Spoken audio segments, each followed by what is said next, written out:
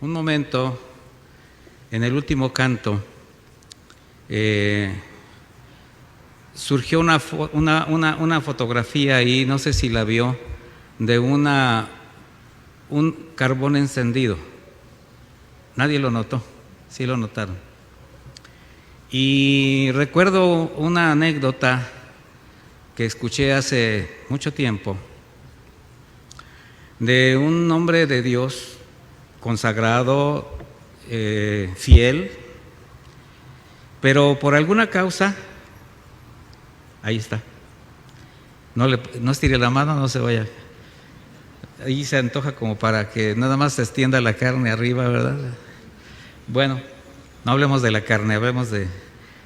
Y bueno, este varón, por alguna causa, no sabemos cuál, no se dice en esa anécdota cuál, se aleja de la iglesia, se aleja de la comunión con sus hermanos, decide no regresar,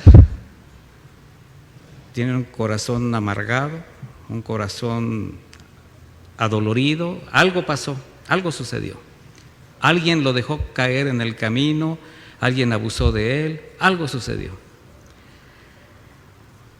Pasó el tiempo y no contestaba llamadas, no atendía nada, y el pastor de la iglesia se acercó, era su amigo además, y le dice: te vengo a ver.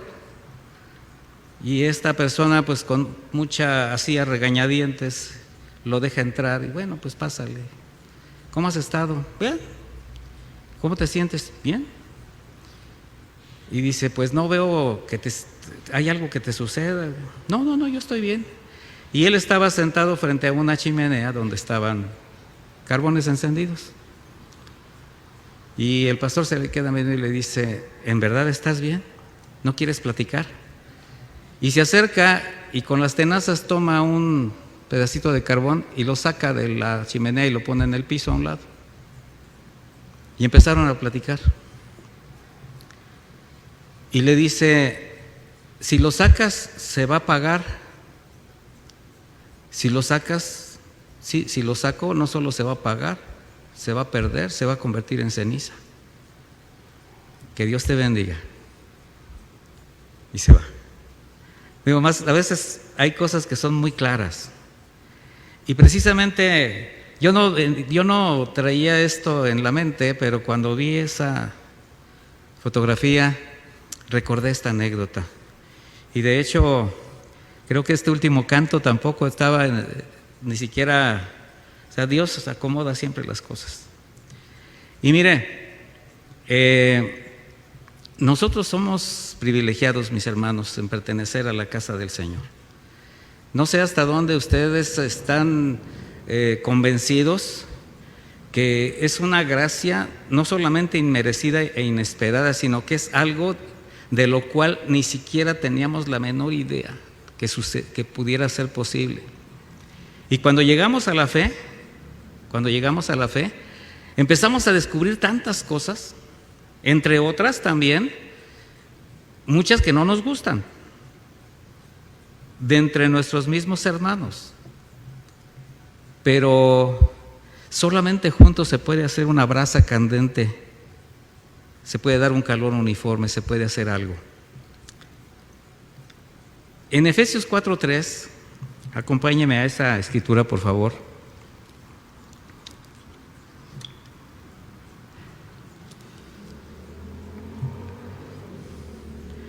El apóstol Pablo hace un llamado, hace una exhortación. Dice de esta manera: procurando con diligencia, o sea, con prontitud, con esmero, con guardar la unidad del espíritu en el vínculo de la paz. Hay un solo cuerpo y un solo espíritu, así como han sido llamados a una sola esperanza de su llamamiento. Hay un solo Señor, una sola fe, un solo bautismo, un solo Dios y Padre de todos, quien es sobre todos y a través de todos y en todos. Esta parte final es muy importante porque aquí es donde nosotros tenemos que entender que todo lo que somos el Señor lo tiene cubierto. Mire, cuando llegamos a la fe, la gracia de Dios está con nosotros, está en nosotros, está sobre nosotros y va con nosotros. O sea, es ineludible. No podemos concebir nuestra vida si la gracia no nos acompaña. Y cuando llegamos a la fe, ya redimidos, al formar parte de la iglesia, pues no fuimos llamados para una vida de aislamiento, sino que fuimos reunidos en un solo cuerpo para comenzar a disfrutar de la plenitud de ser algo muy especial. Usted forma parte de algo muy especial. No le estoy diciendo que usted es especial, ni yo. Formamos parte de algo muy importante. Quienes hemos sido salvos por la gracia de Dios en Cristo Jesús, fuimos separados del mundo, libertados del poder del pecado, transformados en nuevas criaturas con un propósito divino. Y en medio de este propósito, formar parte de la familia es lo más importante, podría yo decir yo, cuando comenzamos la carrera de la fe. Cada uno venimos de diferentes experiencias, vivencias del lugar donde fuimos rescatados. Cada uno trae algo. Y a lo mejor ni siquiera algo que ofrecer, sino algo que Dios le ha demandado, algo que ha marcado su vida, algo que va a llevar con él. Pero finalmente todos venimos del mismo fango y de ahí a todos nos rescató el Señor. Todos trajimos con nosotros alguna influencia, argumentos, rudimentos del mundo. Sin embargo, ahora por la misericordia de Dios, aún siendo tan distintos, todos estamos en el lugar a donde pertenecemos. Y esto para ya permanecer unidos hasta el día del fin. ¿Sí sabía eso? Hasta el día del fin. Somos todos distintos y seguimos siendo distintos. De hecho, el Señor no nos despersonaliza. Pero todos vamos hacia el mismo lugar, hacia el mismo destino. Y eso nada ni nadie, ninguno lo puede evitar. ¿Por qué? Porque es la gracia de Dios. Y a pesar de todo esto, mis hermanos, hay creyentes que debido a alguna circunstancia, como el hombre de la hoguera, o por inmadurez, por ignorancia, o por malas experiencias, o simplemente por desobediencia deliberada, deciden caminar solos la carrera de la fe. La pregunta es, ¿será posible caminar solos esta carrera? La relación con Dios sí es personal, pero la carrera la corremos juntos, mis hermanos. Hay quienes dicen, y a lo mejor usted ha tenido diálogo con alguien así: yo soy cristiano, yo amo a Dios, yo leo la Biblia, yo oro, no tengo necesidad de congregarme, hago todo. Aquí en mi casa el Señor y yo somos un equipo. Si hay gente que dice, nada más el Señor y yo, ¿verdad? Finalmente Él está en todas partes. Otros hasta sacan contextos de la Escritura para justificarse. Pues no dice la Escritura que si dos o más están en su nombre, allí está el Señor. ¿Por qué digo que sacan esto de contexto? Porque esta Escritura no está dicha para una reunión, sino para un acuerdo de disciplina dentro de la iglesia. En su momento lo vamos a enseñar. Pero hay cristianos solitarios. ¿Alguien llegó a ver al llanero solitario? ¿Sí? Ah, qué tremendo vaquero aquel, ¿verdad? Pero sí andaba solo y con su amigo toro. Bueno, los que son de la vieja guardia saben a lo que me refiero. Los que no, búsquenlo en internet. Pero mire, hay cristianos solitarios que se han aislado, así como aquellos ermitaños que en la antigüedad se apartaban del mundo, pretendiendo vivir en la soledad, creyendo que así podían tener un mayor contacto con Dios y alcanzar bendiciones. Y era todo lo contrario, porque su condición se la llevaban a donde fueran, hasta la condición de pecado. Su manera de pensar, su manera de vivir. Por eso la realidad es muy distinta para quienes somos hijos de Dios. Porque un cristiano solo jamás va a disfrutar de la plenitud en Cristo si no está cerca de sus hermanos. No es que Cristo no sea suficiente, sí es suficiente, pero por algo el Señor nos formó en un cuerpo. Alguien solo no podrá experimentar un verdadero desarrollo, crecimiento que lo lleve a la madurez, que lo lleve al servicio. ¿Cómo pretender el abrazo, el consuelo y el consejo de Dios en la soledad? Vuelvo a repetir, sí, el Señor es suficiente. Pero ¿acaso no necesitamos a alguien que nos toque cuando menos el hombro? Una llamada, un ¿cómo estás? Un Dios te bendiga. Qué importante es, ahora que hemos hablado acerca de la oración, de interceder unos por otros. ¿Cómo podemos estar sin la manifestación del amor de nuestros hermanos? Por eso el Señor nos equivocó cuando nos reunió en un solo cuerpo. Y si Él nos equivoca, nosotros no lo podemos hacer mentiroso. Mire, hay muchas enseñanzas en la Biblia con respecto a estar juntos. Qué hermoso es que los hermanos se reúnan en un estado de armonía, de fraternidad, de gozo. Mire, ahora que pasamos por ese tiempo de la pandemia, una de las situaciones más difíciles para la mayor parte de los cristianos fue que no nos podíamos congregar, ¿cierto o no? Era un sufrimiento terrible, estar aislados, estar separados, y sí, formamos los grupos de WhatsApp, y sí, empezamos a aprender a grabar y a mandar la señal, pero no era lo mismo, no era lo mismo. Yo le dije al pastor Chuy Olivares, le digo, Chuy, yo ya estoy deprimido. No te deprimas, pues. Le digo, es que ya tengo ansiedad, o sea, ya hay algo que no me... Y dice, mira, todo esto nos tiene que dejar una enseñanza. Entonces tú busca la que el Señor te está dando. Le digo, no, sí estoy aprendiendo, pero no puedo dejar de sentirme incómodo. Dejaba de dormir, así como pensando en que cómo están mis hermanos y que ya no voy para allá, o sea, andar, ¿verdad? Sí, el Señor me mostró algo. No eres indispensable. ¿Que acaso no soy omnipotente, omnisciente y omnipresente? Sí, Señor, perdóname. Voy a hacer la parte que me corresponde.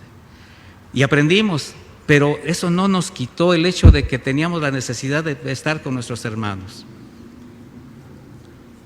Voy a leer una escritura que nos habla perfectamente de lo que el Señor espera de nosotros como iglesia, para quienes sostienen que no es necesario estar juntos.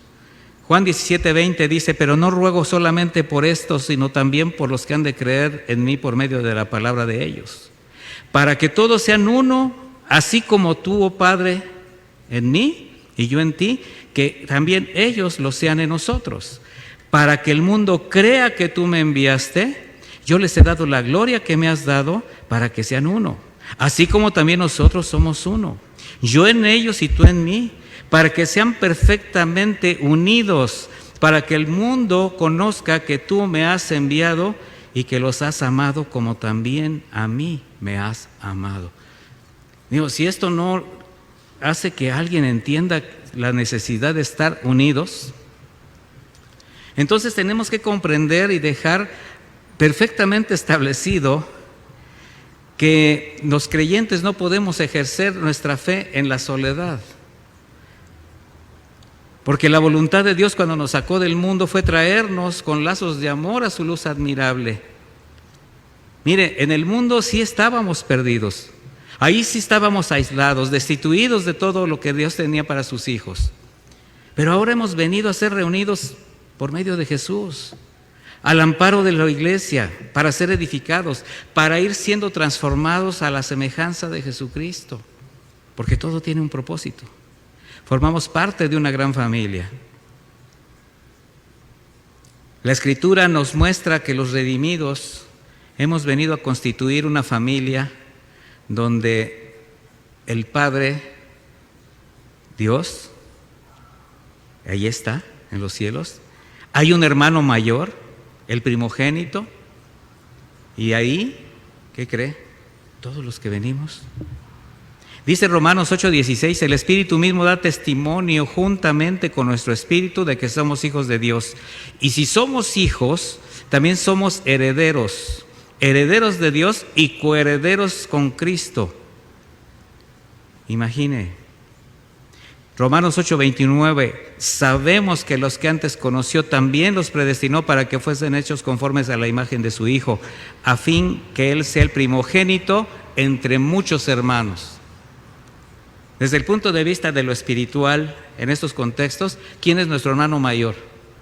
Aparte de que es Dios, aparte de que es nuestro Salvador,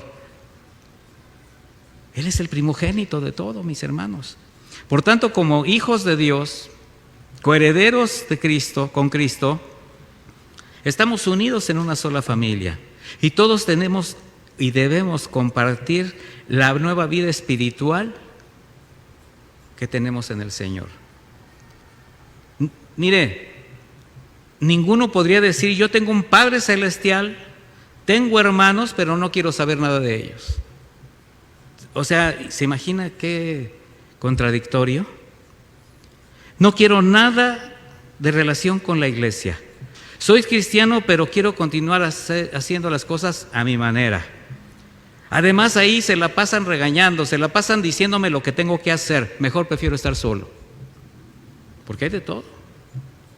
Hay quienes porque se les exhorta, porque se les disciplina, porque se les aconseja, y si en eso no pueden ver ellos el amor de Dios y solamente pueden ver un agravio, se alejan. Mire, actitudes así en cualquier familia, y estoy hablando de una familia normal, común, actitudes así son la causa principal que las relaciones entre sus miembros sean disfuncionales, cuando alguien se aísla. Pero en la familia de Dios, ninguno que se considere ser un verdadero hijo de un cristiano podría tener la actitud como si fuese hijo único. Un hijo único sí está solo, porque no tiene hermanos. Mire, cuando un matrimonio tiene un solo hijo, la atención de los padres ¿en quién está centrada? En ese niño, en esa persona. Todo gira en torno a él, llega a ser el consentido, y eso es algo que le puede producir mucho daño si no está bien dirigida esa atención. O sea, habrá consecuencias en muchos sentidos. Pero en la familia de Dios, aunque hubo un hijo único, Jesucristo, que gozaba del privilegio de ser el unigénito del Padre, mire, Él por amor y por obediencia al Padre decidió dejar su reino, renunciar a ser el unigénito de Dios, y en su corazón abrió un lugar para recibir a sus redimidos como sus hermanos. Él decidió abrir su corazón, hacernos coherederos con Él. Y si Jesús lo hizo, ¿qué debemos hacer entonces quienes hemos experimentado la misericordia de la gracia de Dios? Lo mismo, mis hermanos. Abrir el corazón para recibir a nuestros hermanos, a cada uno de los que Dios va agregando sin acepción de personas, sin importar su condición social, su condición económica, porque esa es la familia en Cristo. Es el lugar seguro, es el lugar donde puedes estar sin llegar a tener problemas de aislamiento, de señalamiento. Otro grave error en las familias por parte de los padres, cuando alguno de los hijos resulta más inteligente o tiene más habilidades que los demás, es llegar a considerarlo superior a sus hermanos y hasta ser tratado de manera especial. ¡Qué grave error! ¿Sí se acuerdan lo que le pasó a José? A causa de la preferencia de Jacob. O sea, gestó algo en el corazón. O sea, no estoy justificando a los hermanos mayores, no. Pero finalmente, ¿quién gestó esto? El papá. Pero en la familia de Dios no es así. Porque delante del Señor todos somos iguales. Y la mayor evidencia de ser hijos es el amor que nos lleva precisamente a ver a los demás como nuestros hermanos, amarlos como a nosotros mismos. ¿Qué dice Juan 13:35? En esto conocerán todos que son mis discípulos si tienen amor los unos por los otros. ¿Cómo se manifiesta el amor entre los hermanos? No se trata de que te la pases ahí en la puerta saludándolos a todos, abrazándolos. No, mi hermanos, pero se nota, se derrama el amor en la atención, en una sonrisa, en una palabra. En las familias, cuando algún miembro es más vulnerable, ya sea por pequeño, débil, o sufre alguna minusvalía, una situación distinta, el cuidado de los padres y aún de los hermanos mayores o de los demás hermanos se vuelcan hacia esa persona para cubrirlo, para ayudarlo. La iglesia como familia de Dios, aunque debe haber el mismo cuidado para todos los miembros, también siempre habrá un trato especial para los más pequeños. ¿Quiénes son los más pequeños? Los que se mencionan como débiles en la fe o por quienes por alguna circunstancia llegan a caer, llegan a desviarse. Para ellos tiene que haber un trato especial, pero de amor. Romanos 15:1 dice: así que los que somos más fuertes debemos sobrellevar las flaquezas de los débiles y no agradarnos a nosotros mismos. Esto habla de que en la medida que el Señor nos va fortaleciendo en la fe, nos va madurando, debemos tener el corazón, los más espirituales, los mayores, ¿a qué? A cuidar a los pequeños, a amarlos, a guardarlos, a darles testimonio, a darles un ejemplo. Porque somos una familia unida con lazos indestructibles. Estamos bajo la dirección del mismo Espíritu, mis hermanos. Como leímos al principio, un cuerpo, una fe, un bautismo, un solo Dios y Padre de todos. Y Jesucristo, ese es el lazo fuerte que nos hace estar seguros en el lugar al que ya pertenecemos. Jesucristo es el que nos da seguridad del lugar donde estamos. ¿Qué dice? Mejores son dos que uno, porque tienen mejor paga en su trabajo. Y si cayere uno, ¿el otro qué? Lo levantará. Pero hay del solo cuando cayere, no habrá segundo que lo levante. ¿Cuántos de nosotros hemos tenido caídas, circunstancias difíciles y nos hemos aislado? Nos hemos aislado deliberadamente, pretendiendo resolver los problemas. Y sí, te postras delante de Dios y clamas, pero ¿qué acaso no estás formando parte de una familia para que puedas decirle a tus hermanos, oren por mí? La persona por la que acabamos de orar está en Chihuahua. Su hija está en Aguascalientes. La otra está en Estados Unidos. Pero, pastor, por favor, ore por mi papá. Ore, por favor. Necesitamos acercarnos. Es muy, a veces común, y no lo digo porque sea bueno, pero hay veces que hay hermanos que no vienen 1 o 2 semanas y pregunta uno y no hay respuesta, y de repente se presentan y nos da gusto y se le pregunta, ¿qué pasó contigo? ¿Por qué no viniste? Te estuvimos buscando. No, es que me puse bien malo. No, es que yo le dije a mi familia que no, que me tenía. Pero ¿cómo te aíslas y le dices, aún no le diga nada a la iglesia? Ahora sí que no somos nada. El cuidado de la iglesia, mis hermanos, esa atención genuina que debe haber entre los hermanos, siempre va a prevalecer cuando estamos unidos, cuando sabemos el lugar al que pertenecemos.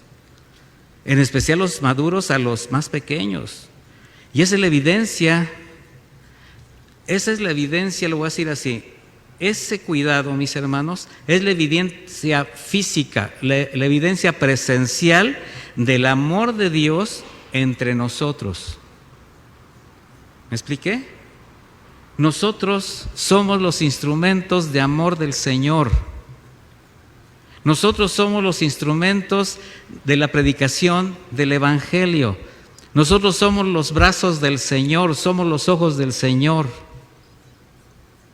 porque somos el cuerpo espiritual de Cristo establecido en la iglesia. En las familias llega un momento en que los miembros se separan, ya sea por decisiones personales, por razones de vida, de distancia, y si no, irremediablemente la muerte algún día los va a separar. Sin embargo, la familia de Dios jamás se va a separar. ¿Se da cuenta de lo que le digo? Los lazos que nos unen son más fuertes aún que la propia muerte, porque están teñidos con la sangre del Cordero de Dios. Y al final de los días, junto con nuestros hermanos que se fueron antes y que nos están esperando, estaremos juntos delante de Dios por toda la eternidad, porque tenemos una herencia incorruptible, una esperanza viva. Así que tenemos que tener muy claro que fuimos tomados del mundo, pero para ser una familia, formados en un solo cuerpo, para no seguir solos, ni con la misma manera de vivir ni de pensar. Pablo hace algunas analogías de la iglesia usando como ejemplo el cuerpo humano con todas sus funciones. Dice en Romanos 12:5, así nosotros siendo muchos somos un cuerpo en Cristo y todos miembros los unos de los otros. Fíjese cuántos hermanos en la fe tenemos a lo largo y a lo ancho, ya no digamos del mundo, nada más de la ciudad donde vivimos. Ahí donde hay un redimido por la sangre de Cristo, está tu hermano. ¿Alguien se ha encontrado a alguien en un paseo de vacaciones y lo identificas y te da gusto? ¿Cómo identificas a un cristiano? Por su manera de conducirse, por su manera de hablar. Llega la familia, se junta, el papá les agarra las manos, oran por los alimentos y tú dices, son carnalitos, son mis hermanos. Y en cualquier momento te paras y los saludas. Yo sí los saludo. Y no me presento como pastor, ay, yo soy el pastor. No, eres cristiano, sí. Así me reconoció el que les decía yo que nos cambiamos a una casa hace unos meses y estaba escuchando una alabanza en su radio ahí. Le digo, ¿es usted cristiano? Sí. Y yo también. Nos dio gusto, hermanos. Le di mi teléfono, bueno, el número. Me manda mensajes. 1 Corintios 12:12, por favor.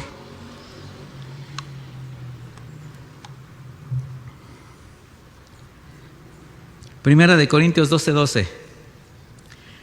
Dice el apóstol Pablo,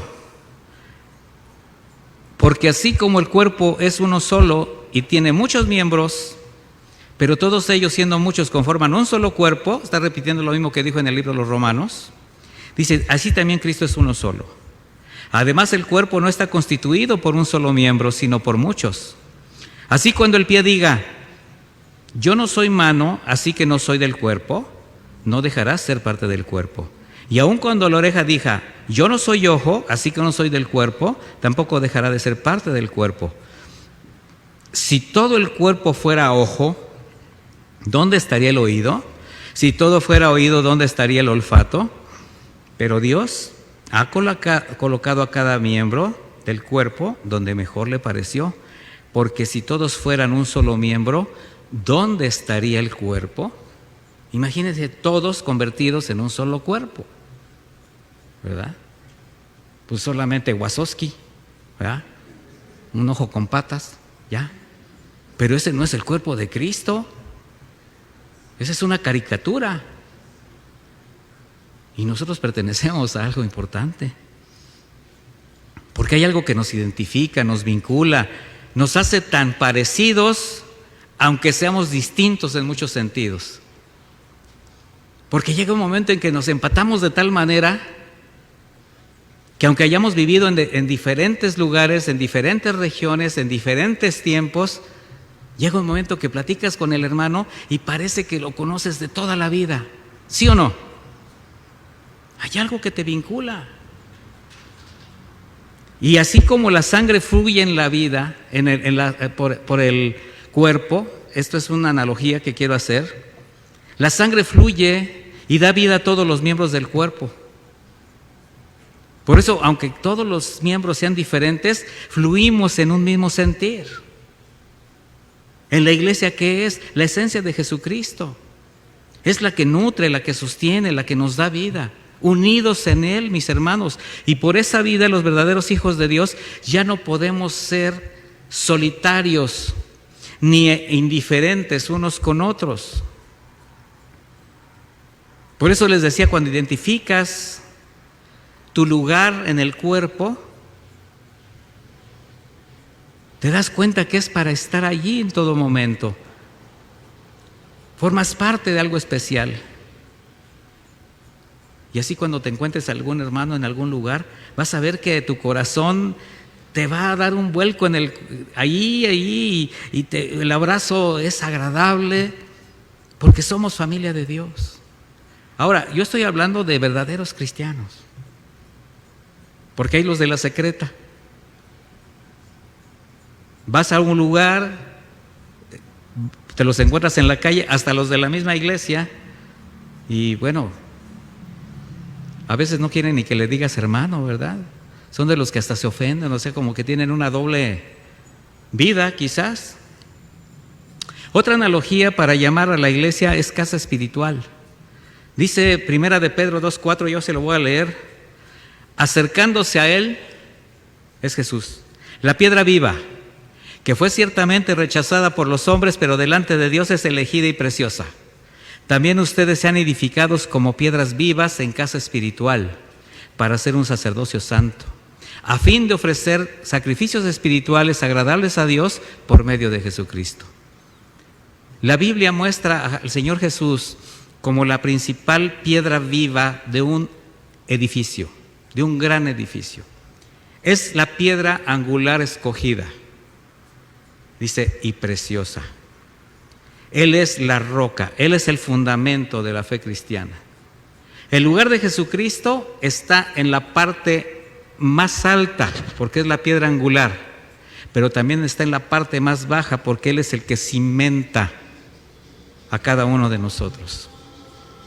Y ahí, los creyentes, como piedritas vivas, vamos siendo edificados, vamos siendo perfeccionados para cumplir una función. ¿Cuál es esa función? Lo dice Pedro, ofrecer sacrificios espirituales agradables a Dios. Y por eso tienen que ser por medio de Jesucristo. Entonces, de acuerdo a la analogía de Pedro, la iglesia no es un edificio hecho de materiales donde interviene la mano del hombre. No, mis hermanos. No podemos ver la iglesia con las manos negras del hombre, no de ladrillos, no de madera tallada o de algún otro material, por fuerte o atractivo que sea. Estoy haciendo una analogía, no, mis hermanos, sino que estamos formados, o el edificio está formado de piedras. Y las piedras se encuentran de manera natural en cualquier parte como creación de Dios. Pero el ladrillo, las maderas trabajadas, los metales forjados son de creación humana. ¿Se acuerda de la Torre de Babel? ¿Qué dijeron estos hombres?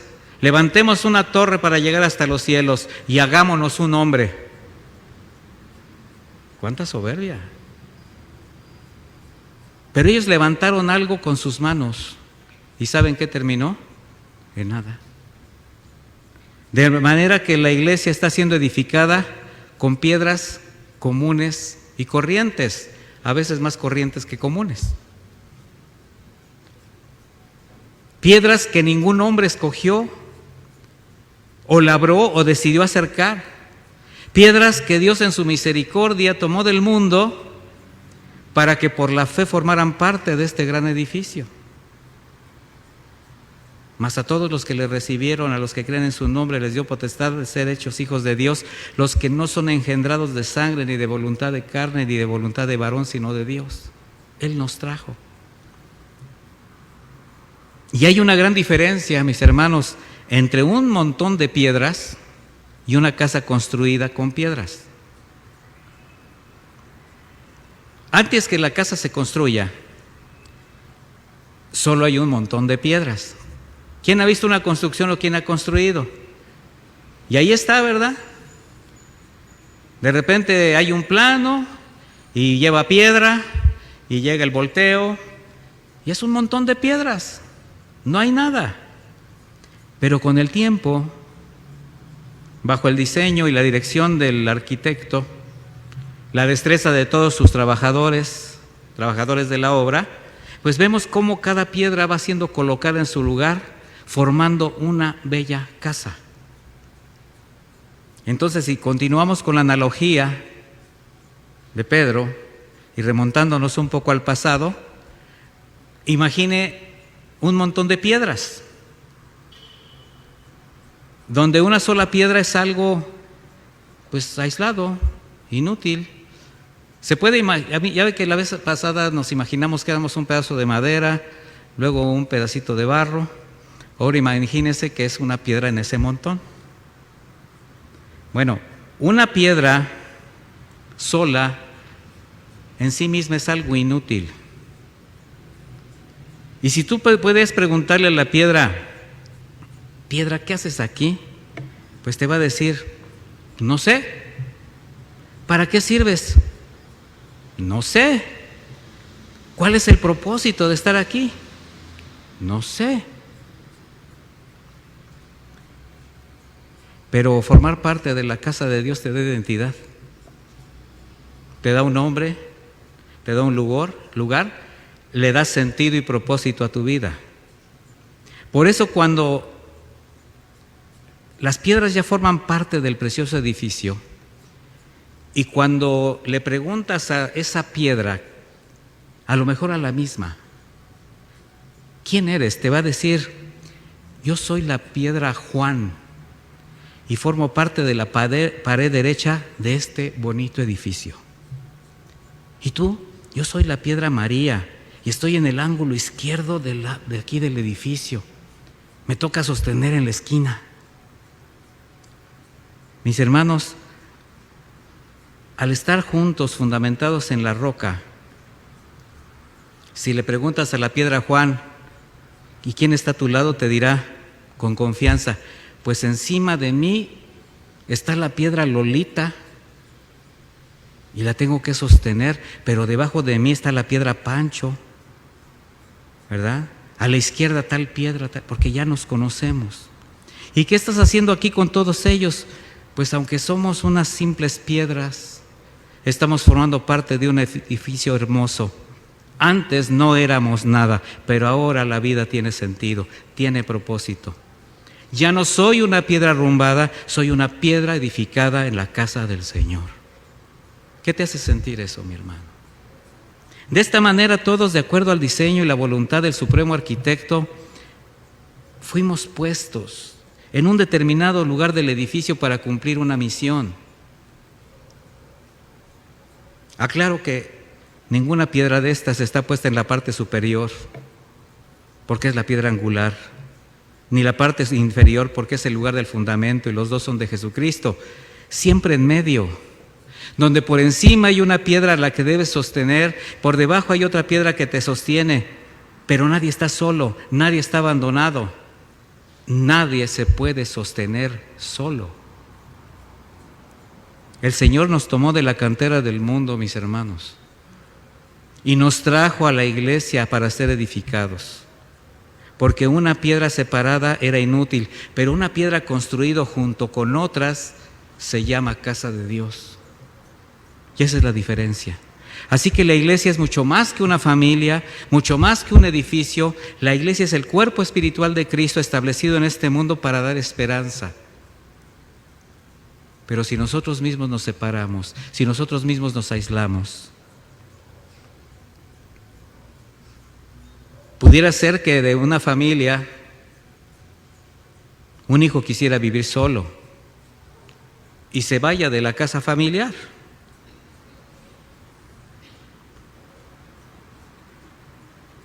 Pero que un hijo pretenda vivir solo, estoy hablando de un hijo de Dios, es prácticamente imposible.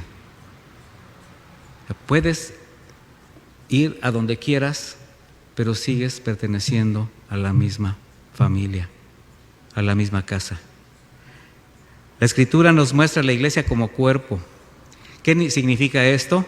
Que la mano, el pie y el ojo no pueden estar separados, porque de hacerlo morirían, como la piedrecita que sacó, el pedacito de carbón que sacó de la hoguera, se apagó. Y esta persona entendió que así como ese pequeño carbón se estaba apagando y estaba a punto de morir. Un hijo de familia, alguien, miembro de una familia, se puede ir de su casa, pero una parte del cuerpo no se puede separar. El riesgo es morir. De esta manera, cuando un hijo de Dios rehúsa vivir ligado a sus hermanos, pues es semejante a un miembro del cuerpo que ha sido amputado y no tiene vida. Por eso la importancia de también traer a aquellos que se han alejado. De tener misericordia por ellos, mis hermanos, porque finalmente no se han dado cuenta que se están apagando. Así que cuando recibimos la revelación del gran privilegio que representa para los hijos de Dios ser miembros de este precioso cuerpo cuya cabeza es Cristo, si tienes esa revelación y esa convicción, jamás intentarás separarte, ni perder tu relación con tus hermanos, antes bien buscar siempre la comunión, porque nos necesitamos unos de otros. No podemos menospreciar a ninguno de nuestros hermanos. Todos nos necesitamos, todos somos necesarios. Y esto, mis hermanos, va a hacer que cuando los hermanos pequeños, aquellos que el Señor va acercando, se den cuenta que los maduros no solo vienen a participar de bonitas reuniones, escuchar una predicación, no, sino que también tienen ese gozo de participar en la vida de la iglesia, a formar parte de la familia, a servir unos con otros, ser una piedra viva en un edificio espiritual. Y eso va a hacer que se vean su necesidad de estar juntos, de buscar la comunión con su nueva familia. Así que, mis hermanos, nunca olvides que formas parte de esta familia, y a la familia se le cuida, a la familia se le procura, también se le disciplina, también se le mantiene en orden. Y aunque para algunos sea gravoso, cuando no entienden qué es el amor de Dios, al considerar los hijos, pues pueden tener diferentes reacciones. Pero finalmente, si nosotros sabemos que si el Señor no trata con nosotros, si no nos disciplina, es como si fuéramos bastardos, yo creo que a ninguno de nosotros nos interesaría ser llamados así. Leamos esta última escritura, Efesios 4:15. Dice el apóstol Pablo: sino que siguiendo la verdad en amor, crezcamos en todo aquel que es la cabeza, esto es Cristo, de quien todo el cuerpo, bien concertado y unido entre sí por todas las coyunturas, que se ayudan mutuamente, según la actividad propia a cada miembro, recibe su crecimiento para ir edificándose en amor. ¿Qué significa? Que la vida de comunión, la unidad en la iglesia, no termina cada vez que concluye una reunión, una actividad o un servicio. Cada día, mis hermanos, podemos continuar nuestra relación con los hermanos. Un recuerdo, una oración, una llamada, un ¿cómo estás? El Señor nos ayude para tener esa claridad, esa revelación acerca de lo que Él espera de cada uno como parte de su casa. de su familia, de su cuerpo.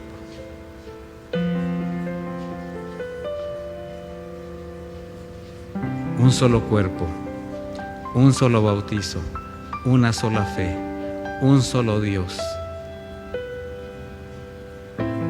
Estás en la casa del Señor. Eres una pequeña piedra edificada que fue traída con lazos de amor.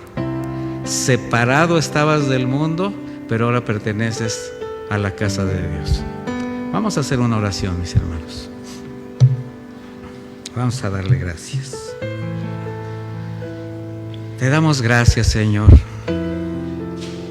por esa misericordia tan grande, Señor, por ese cuidado tan grande que has tenido con nosotros, que inmerecidamente, Señor, inmerecidamente ahora formamos parte de tu casa, porque éramos una piedra en el camino, éramos algo que en sí mismo carecía de sentido, de vida, solo, aislado, esperando que el tiempo pasara. Pero tú nos viste con misericordia y nos trajiste, Señor. Nos limpiaste, nos levantaste y nos llevaste a tu casa. Y ahí nos reuniste con otros hermanos, con otras piedrecitas que venían de diferentes espacios, diferentes lugares, todos distintos, todos con diferentes necesidades, todos con diferentes caracteres, todos con diferentes pensamientos, pero finalmente todos también con una sola vocación, con un solo llamamiento. Y ese es el llamado que queremos honrar, Señor. Gracias por habernos traído a tu casa. Gracias porque no nos dejaste tirados en el camino.